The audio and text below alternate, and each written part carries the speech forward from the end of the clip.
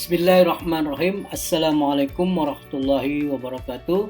Selamat datang di seminar Peluang Usaha Tour, Travel, Umroh, dan Haji, yaitu sebuah seminar dalam rangka menjadi orang pelayan tamu-tamu Allah. Alhamdulillah, seminar ini dipersembahkan atau disponsori oleh PT Hasanah Al-Ansori selaku mitra teman-teman nantinya ketika teman-teman bergabung menjadi mitra Hasanah Tour. PT Hasanah Tour atau PT Hasanah Al-Ansori alhamdulillah sudah berizin resmi, yaitu dengan nomor izin Umroh U119 tahun 2021 dan izin Haji HK 2906 202 10001. Baik, Bapak dan Ibu sekalian, teman-teman semuanya, kita langsung saja ya. Sebelumnya perkenalkan, nama saya Muhammad Taufik.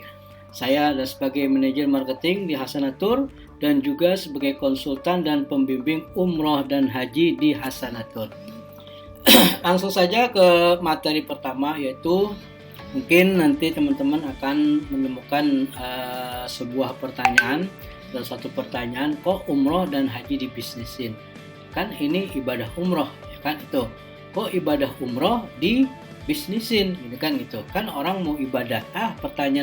Pertanyaan-pertanyaan serupa nanti insya Allah teman-teman akan menemukan seperti ini ya. Tuh, jadi nggak usah khawatir, kita sudah punya jawabannya.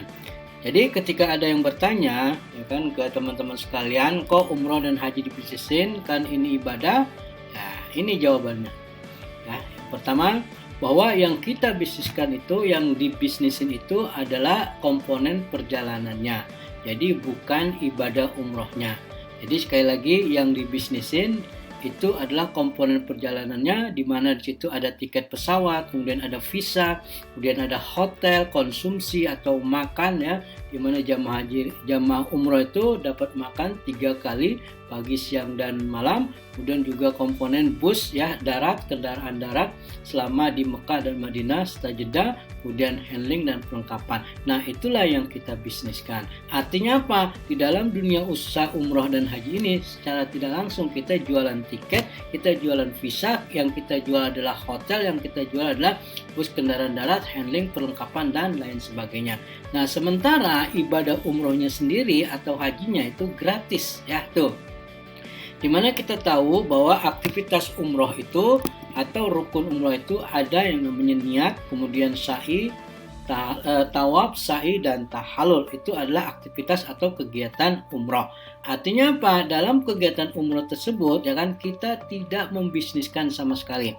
Kalau kita membisniskan umrohnya atau ibadah umrohnya, berarti kita sama saja memasang tarif ya, atau mengasih tarif untuk umrohnya.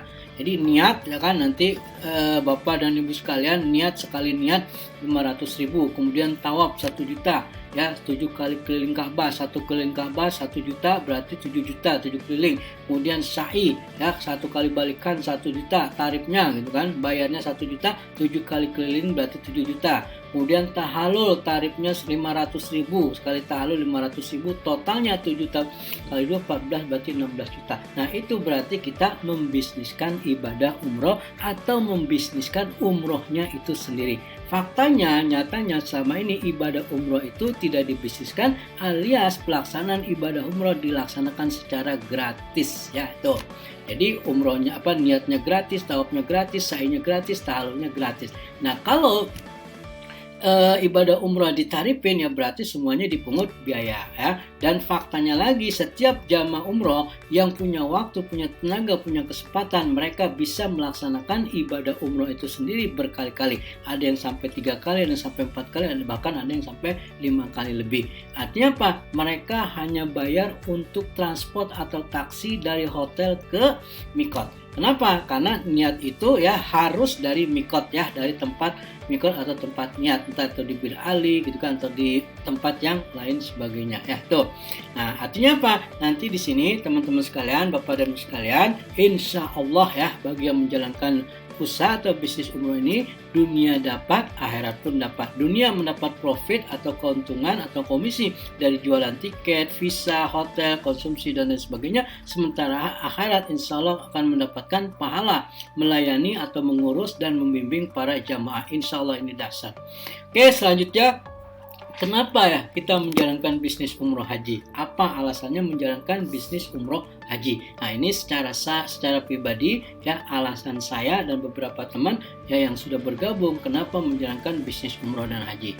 Yang pertama, masa tunggu haji reguler ya, kuota de facto hingga puluhan tahun ya, untuk Jakarta, Bekasi, Jabodetabek itu sampai 20 tahun ya. Dan kabar dan bahkan kabarnya lagi bahwa di daerah-daerah itu ada yang sampai 30, ada yang sampai 25 tahun, bahkan sampai ada yang 35 tahun masa tunggunya. Wow, ini lama sekali. Nah, itulah yang membuat para calon jamaah itu lebih memilih berangkat umroh ya, ketimbang nanti ya belum tentu nanti sampai umurnya, belum tentu nanti pas waktunya dalam kondisi sehat walafiat. Nah, artinya banyak mereka yang harusnya berpikiran ya kan untuk melaksanakan ibadah umroh tersebut sebelum ya benar-benar terlaksana ibadah haji.